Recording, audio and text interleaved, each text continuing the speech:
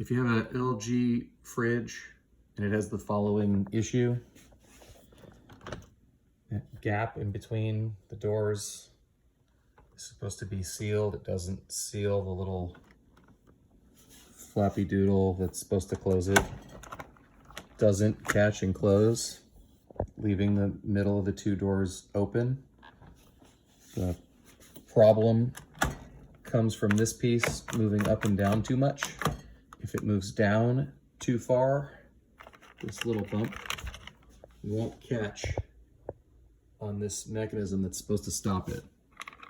If you take a small zip tie, miniature, it's a little 4.5 inch, 5 inch zip tie, wrap it around right through there. It raises this piece enough so that every single time you open and close the door, it'll catch. Problem solved forever.